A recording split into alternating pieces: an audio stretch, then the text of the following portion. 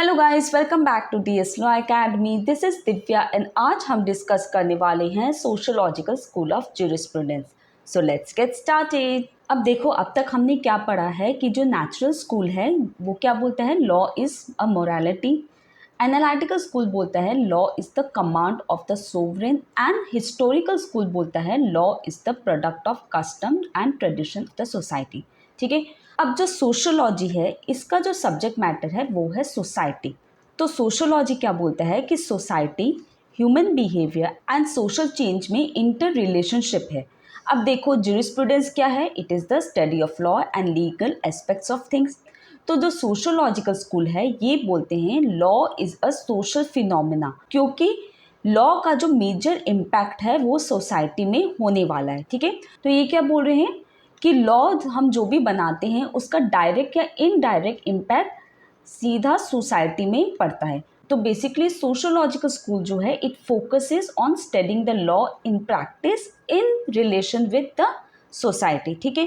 तो जो sociological school है ये बेसिकली बैलेंस करता है welfare of the state and individual.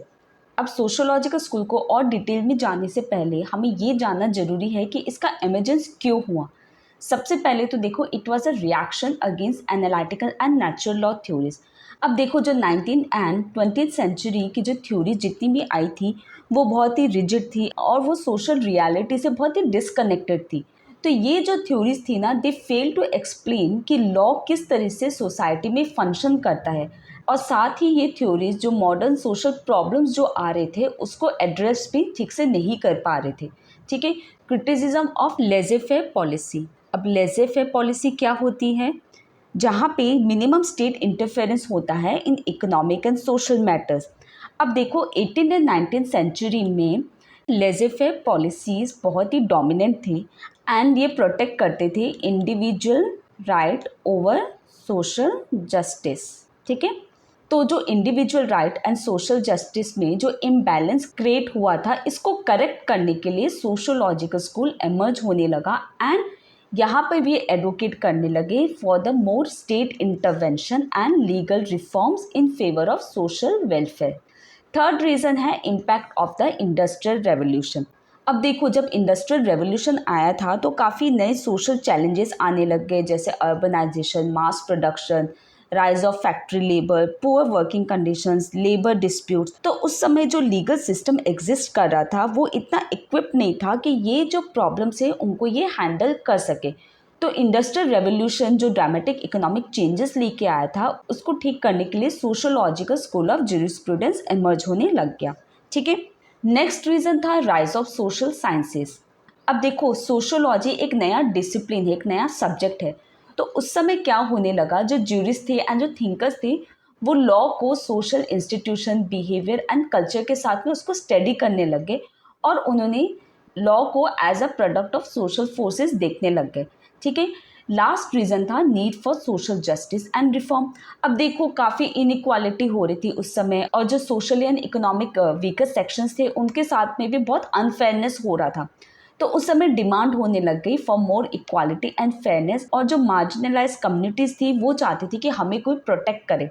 तो इसके वजह से जो लीगल थिंकिंग है वो शिफ्ट होना स्टार्ट हो गया एंड जो सोशियोलॉजिकल स्कूल है इन्होंने कहा that law should serve societal interest rather than protect individual liberties and uphold state authority। ठीक है। तो ये थे 5 रीजंस कि सोशियोलॉजिकल स्कूल क्यों एमर्ज हुआ था। अब देखो, सोशियोलॉजिकल स्कूल के ना काफ़ी थिंकर्स हैं जिन्होंने अपनी अपनी थ्योरीज दिए, लेकिन कुछ ऐसे कैरेक्टरिस्टिक्स हैं जो कॉमन है सब में। ठीक है। सबसे पहले है law is a social phenomena. तो ये बोलते हैं कि लॉ जो है it is related to social customs and institutions और ये जो सोशल लाइफ का जो रियलिटीज़ है उसको ये रिफ्लेक्ट करता है। सेकेंड है law is dynamic and evolves with the society. मतलब कि सोसाइटी जो है ये कॉन्स्टेंटली चेंज होती जाती है एंड लॉ को अकॉर्डिंगली अडेप्ट होना पड़ेगा। तो लॉ जो है it should not be rigid, rather it should be flexible. Third है purpose of law is social welfare. ये बोलते हैं कि लॉ का जो मेन गोल है it is to promote justice, equality and social wellbeing, specially for the weaker section of the society. Fourth है law is interconnected with other social sciences. अब देखो कई सारे सब्जेक्ट्स हैं जैसे sociology, economics, psychology and political science, तो ये सारे लीगल सिस्टम को इन्फ्लुएंस करते हैं और जो लीगल डिसीजंस होंगे ये सोशल इम्पैक्ट के कंसिडरेशन में ही बनाए जाएंगे। लास्ट है support for legal reforms. Sociological school जो है ये एंकरेज करता है कि लीगल रिफॉर्म्स हो ताकि जो आउटडेटेड लॉज है उनको इजीली रिमूव किया जाए and that law should align with current societal values and realities. अब आ जाओ ज्यूरिस्ट ऑफ सोशोलॉजिकल स्कूल। सबसे पहले है August Comte, Herbert Spencer, Leon Duguit, Rudolf von Ihering, Eugen Ehrlich and Roscoe Pound. तो अभी इस क्लास में हम यहाँ तक पढ़ेंगे यूजिन एल्रिक तक। रॉस्को पाउंड को हम पार्ट 2 में कवर करने वाले हैं।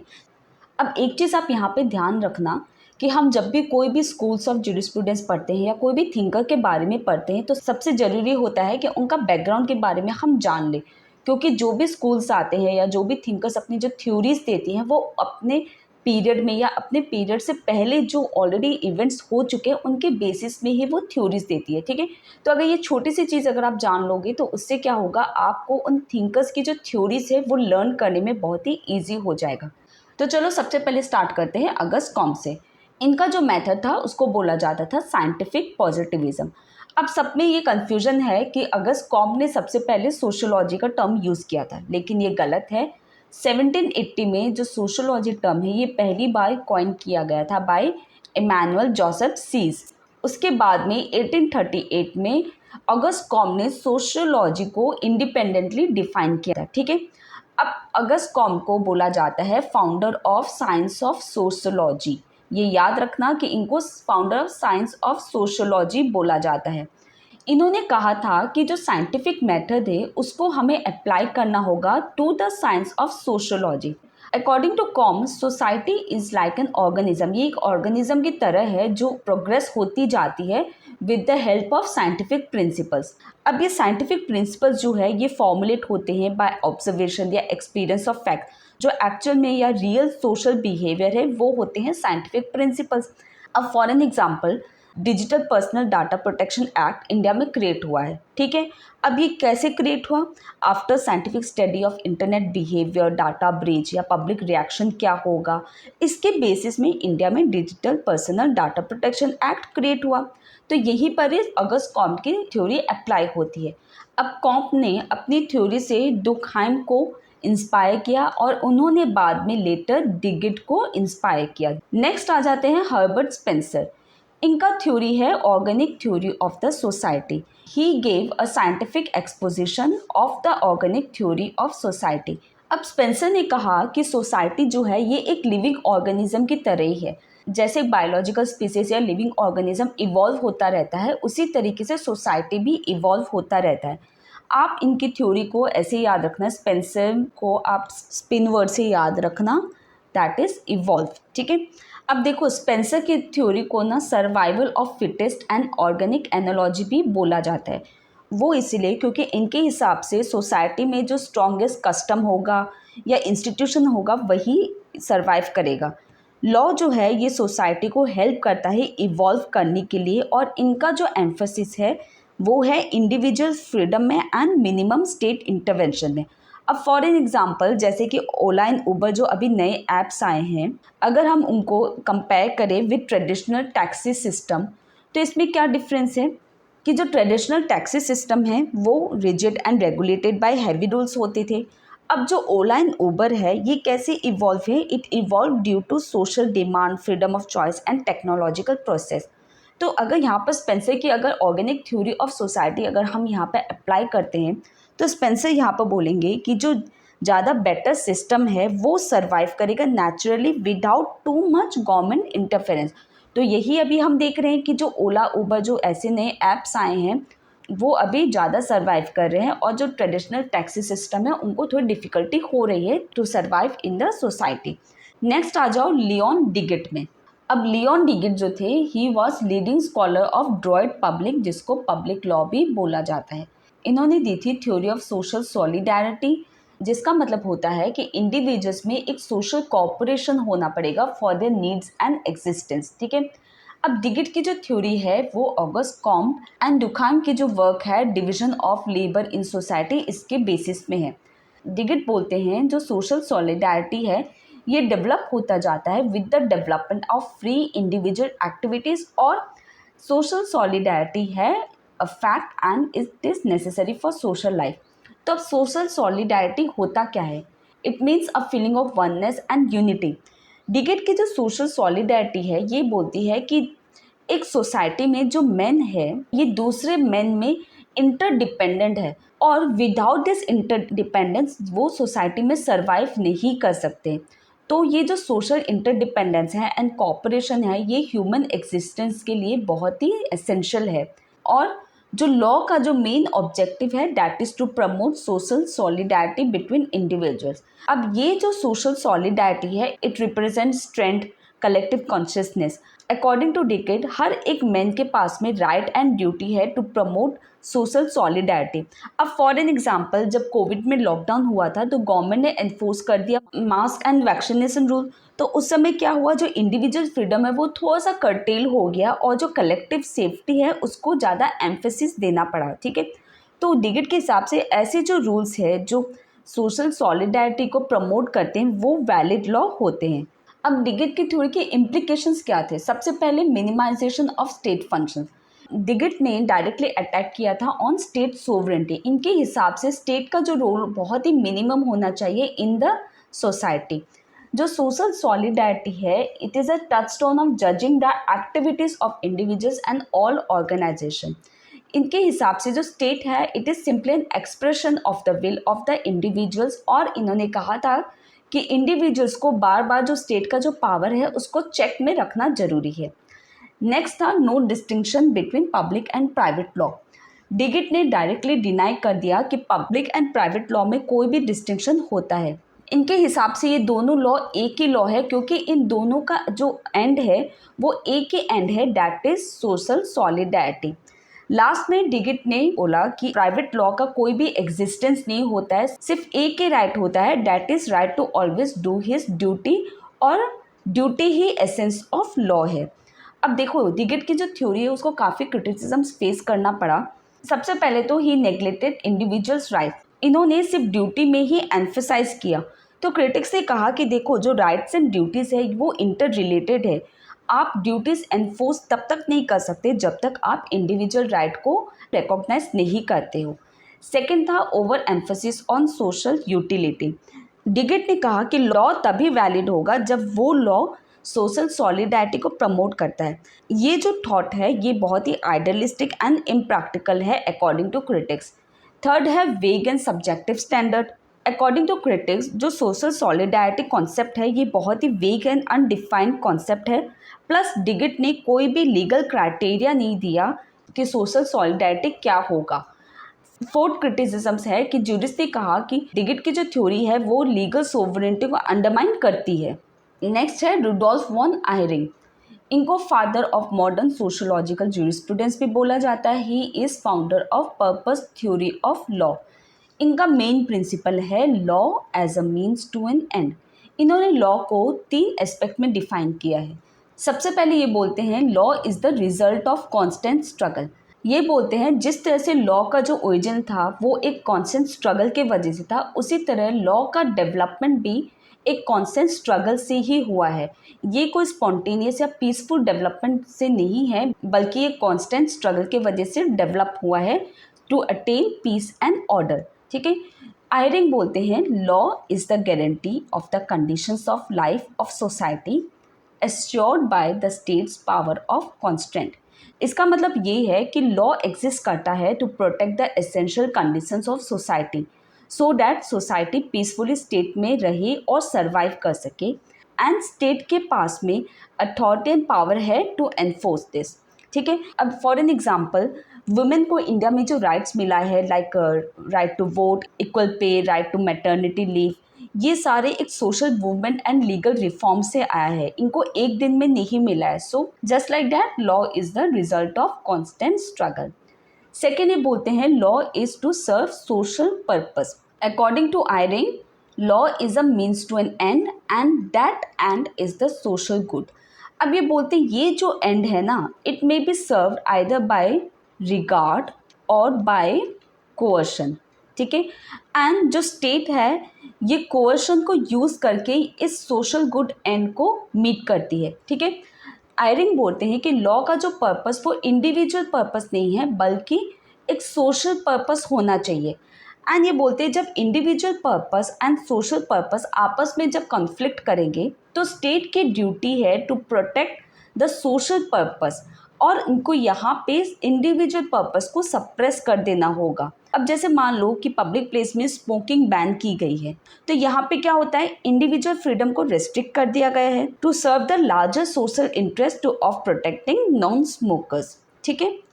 नेक्स्ट आयरन बोलते हैं law is not the only means to control social organism. मतलब कि लॉ ही सिर्फ एक ऐसा मीन्स नहीं है कि वो सोसाइटी को कंट्रोल करे, और भी दूसरे सोशल कंडीशंस ऑफ लाइफ है जो सोसाइटी को कंट्रोल करता है। अब कुछ ऐसे कंडीशन है सोशल लाइफ के, जैसे कि क्लाइमेट, जहाँ पे लॉ इंटरवेन नहीं कर सकता, लेकिन कुछ ऐसे भी कंडीशंस ऑफ सोशल लाइफ है जो लॉ सिक्योर कर सकता है, such as raising of the revenue, ठीक है। तो हायरिंग बोलते हैं law means those rules which secure the conditions of social life by state through coercion and law always has a purpose. अब ये पर्पस क्या होगा, दैट इज सोशल इंटरेस्ट, ठीक है। अब देखो यहाँ पे आयरिंग जो है ये बेंथम का जो थॉट है ऑफ सोशल इंटरेस्ट उसको ये फॉलो करते हैं, that is pursuit of the pleasure and avoidance of the pain. लेकिन आयरिंग जो है ये जो pursuit of pleasure and avoidance of pain है इसको ये सोसाइटी से रिलेट करते हैं, इसीलिए आयरिंग की थ्योरी को सोशल यूटिलिटेरियनिज्म भी बोला जाता है। अब फॉर एन एग्जाम्पल जब हम फ्यूनरल में जाते हैं तो एक अप्रोप्रिएट क्लोथ पहन के जाते हैं, है ना। अब यहाँ पे कोई लीगल रिक्वायरमेंट नहीं है, लेकिन हम ये क्यों करते हैं, out of social norms and respect. अब देखो आयरन की थ्योरी को भी क्रिटिसिजम्स मिले हैं। सबसे पहले तो देखो इन्होंने ना सिर्फ प्रॉब्लम्स बताया है और कोई सल्यूशन नहीं दिया है उन प्रॉब्लम्स का, और साथ में जो ज्यूरिस्ट है वो बोलते हैं कि लॉ जो है वो विल को प्रोटेक्ट करता है, ना कि वो पर्पस को प्रोटेक्ट करता है। अब लास्ट है Eugen Ehrlich. Eugen Ehrlich is the founder of sociology of law. अब देखो यहाँ पर कंफ्यूज मत होना, जो अगस्त कॉम्टे है he is the founder of science of sociology और Eugen is the founder of sociology of law, ठीक है। Sociology of law is the study of law from the sociological perspective. Eugen जो है ये बोलते हैं कि लॉ का जो मेन सोर्स है ये है सोसाइटी, और ये सोसाइटी क्या है, it is an association of man. अब यूजिन सबसे पहले बोलते हैं that law is to be found in social fact. इन्होंने कहा कि जो लॉ ऑफ कम्युनिटी है it is found in social facts and not in formal sources of law. अब यहाँ पर ध्यान से सुनना, ये बोलते हैं कि जो लीगल डेवलपमेंट का जो सेंटर ऑफ ग्रेविटी है वो लेजिस्लेशन या जुरिस्टिक साइंस या जुडिशियल डिसीजन में नहीं है, रैदर जो सेंटर ऑफ ग्रेविटी है वो सोसाइटी में ही है, और ये जो सोसाइटी है that is the main source of law, ठीक है। नेक्स्ट ये बोलते हैं living law is the fact that govern social life. अब लिविंग लॉ क्या है, ये वो रियल लॉ है जो पीपल के डेली सोशल प्रैक्टिसेस से आते हैं and not from the statutes और कोड, ठीक है। तो बेसिकली ये वो लॉ है जो एक्चुअल में people in the society follow करते हैं। तो ये जो नॉर्म्स है जो गवर्न करता है सोशल लाइफ को, ये पार्टली ही एक फॉर्मल लॉ में रिफ्लेक्ट किया गया है। जो essential body of legal rules है ये हमेशा सोशल फैक्ट्स ऑफ लॉ में बेस्ड है, ठीक है। और ये जो फैक्ट है ये सोशल रिलेशंस को रेगुलेट करता है और इनको ही living law of the people बोलते हैं। नेक्स्ट यूजिन बोलते हैं कि जो formal legal norm and customs है इनमें कोई भी डिफरेंस नहीं है, क्योंकि इनके पीछे जो सैंक्शन लगा है वो दोनों सेम है, that is social pressure. Next है law according to the requirements of the society. According to Eugen जो सोसाइटी के जो एक्चुअल में रिक्वायरमेंट्स है उसके बेसिस में ही लॉ को बनाया जाना चाहिए और एडमिनिस्टर करना चाहिए। अब ये कैसे होगा, जब हम social conditions of the society को क्लोजली स्टडी करेंगे तभी लॉ बना सकते हैं according to the requirements of the society.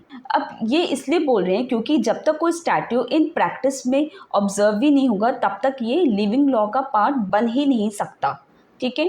अब देखो यूजिन की जो थ्योरी ये फ्रेडमैन ने 3 हेड्स में क्रिटिसाइज किया है। सबसे पहले तो इन्होंने बोला कि यूजिन ने ना लीगल नॉर्म को दूसरे जो सोशल नॉर्म्स है उससे इन्होंने क्लियरली डिस्टिंग्विश नहीं किया है। सेकेंड ये बोलते हैं जो एरलिख है ये खुद ही custom as a source of law और custom as a type of law, इन दोनों में कंफ्यूज है। थर्ड ये बोलते हैं कि यूजिन खुद ही अपना जो लॉजिक है that is distinction between specific legal state norms and legal norm, ये खुद ही उनको ठीक से फॉलो नहीं कर रहे हैं। लेकिन फिर भी यूजिन की जो थ्योरी है ये काफ़ी हद तक कंट्रीब्यूशन भी दी है। सबसे पहले तो इनकी जो थ्योरी है बहुत ही साइंटिफिक एंड कम्प्रिहेंसिव है।